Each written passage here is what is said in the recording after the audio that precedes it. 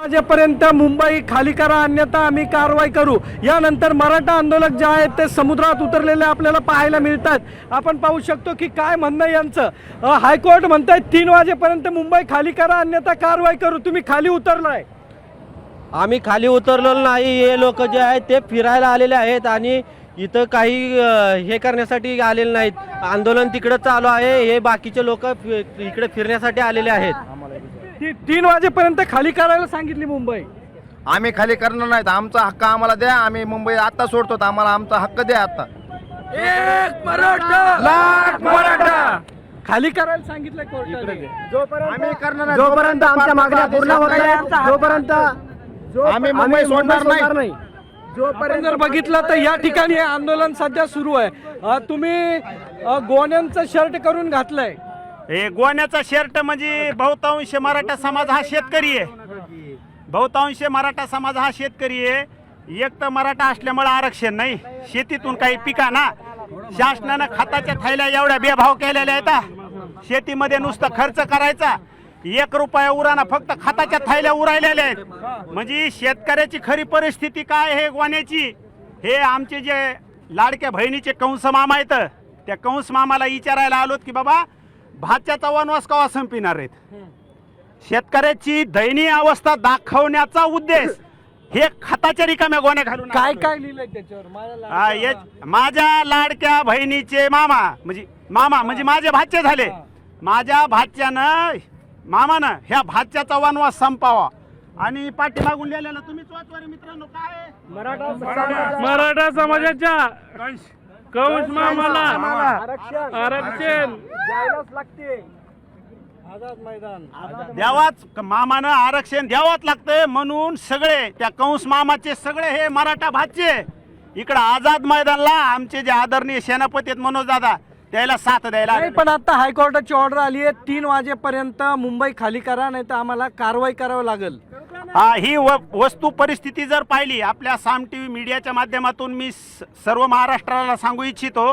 आता आम्ही पूर्ण मुंबई फिरतोय। हायकोर्टाचे जे आदेश आलेले तुम्ही आत्ता जरी CST स्थानकावर गेलात किंवा कुठल्याही चौकात जर गेलात तर मराठ्यांनी मनोज दादा जरांगे पाटलाने जो दिलेला आदेश आहे त्या आदेशाचं तंतोतंत पालन करून पूर्ण मुंबईची जी ट्रॅफिक जाम झालेली आहे ती मोकळी केलेली आहे। आणि पाठीमागची जी तुम्ही दृश्य पाहताय मुंबई पहिल्यासारखी सुरळीत चालू आहे। हे सगळ्या मराठी भावांना दिसतंय का नाही भावांना? आता काही लोक समुद्रात उतरले, तुम्ही मुंबई सोडणार नाही?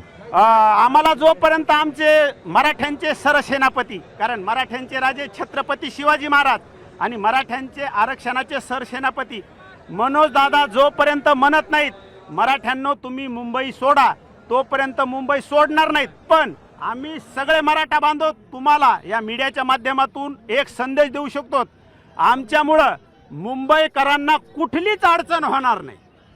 नक्की मुंबईकरांना अडचण होणार नाही। ठाम आहे तुम्ही? ठाम आहे। आम्ही मनोज दादा जरांगे पाटील जोपर्यंत सांगत नाही तोपर्यंत इथून हलणार नाही। नक्की आपण जर बघितलं तर अनेक आंदोलक जे आहेत ते समुद्रात उतरून जोरदार घोषणाबाजी जी आहे ती करतायत। अनेक जण फोटो काढतायत। या आंदोलकांची भूमिका आपल्याला या ठिकाणी पाहायला मिळते। हायकोर्टाने आदेश जे आहेत ते दिलेले आहेत आणि या आदेशांचं पालन जर झालं नाही तर पोलिसांकडून कारवाई केली जाईल, प्रशासनाकडून कारवाई केली जाईल। मात्र आंदोलक आपल्या भूमिकांवरती ठाम आहे। तुम्ही आंदोलनावर? आम्ही ठाम आहेत। हायकोर्ट म्हणते कारवाई करू, काही पण करू द्या। आम्ही जोपर्यंत पाटील म्हणत नाहीत मुंबई सोडा तोपर्यंत आम्ही मुंबई सोडणार नाहीत। मुंबई पाटील जोपर्यंत सांगत नाही तोपर्यंत मुंबई सोडणार नाही। कधीच नाही सोडणार। असं वाटतंय की आता हायकोर्ट पण भाजपचा दलाल झालेला असं वाटतंय, कारण इतके दिवस आदेश दिला नव्हता, आताच का आदेश द्याले तुम्ही? हे आम्हाला स्पष्ट सांगावं की आम्ही मुंबई का सोडाय। जोपर्यंत आमचा निर्णय लागत नाही तोपर्यंत आम्ही मुंबई सोडणार नाही। आमच्यावर गोळ्या झाडल्या तरी चालेल, हे आम्ही ठाम आहेत। सगळे मराठे ठाम आहेत। जोपर्यंत आमचा आरक्षणाचा प्रश्न मिटत नाही तोपर्यंत आम्ही मुंबई सोडणार नाही। जोरदार घोषणाबाजी सुरू आहे। आपण जर बघितलं तर हे लोक जे आहेत ते या ठिकाणी पाहायला मिळतात। आता जर पाहिलं तर कोर्टाने आदेश दिलेले आहेत 3 वाजेपर्यंत काय होतंय पाहणं महत्वाचं। भूमिका काय सांगा तुम्ही 2 शब्द। कोर्ट आणि सरकार हे एक मराठा से बड़ा आरक्षण घेतल्याशिवाय आम्ही इथून जाणार नाहीत, म्हणून जाण्याचा आदेश आल्याशिवाय मुंबई सोडणार नाहीत. मराठी घेऊनच जाणार आहेत मराठी. नक्की मराठा आरक्षण घेऊनच जाणार असं या आंदोलकांचं म्हणणं आहे. आता जर बघितलं तर मरीन ड्राईव्ह परिसरामध्ये हे सर्वजण एकवटलेले आहेत. काही लोक समुद्रामध्ये आत गेलेले आहेत. आतून घोषणाबाजी जी आहे ती सुरू आहे. आता 3 वाजेपर्यंत नेमकं मनोज जरांगे पाटील या आंदोलकांना काय आदेश देतात ते पाहणं महत्त्वाचं ठरणार आहे. कॅमेरा आदर्श खटकेसह सागरवाड साम TV मुंबई. आता isakal.com आहे देशातील नंबर 1 ची मराठी न्यूज वेबसाईट. प्रत्येक अपडेटसाठी isakal.com ला नक्की भेट द्या.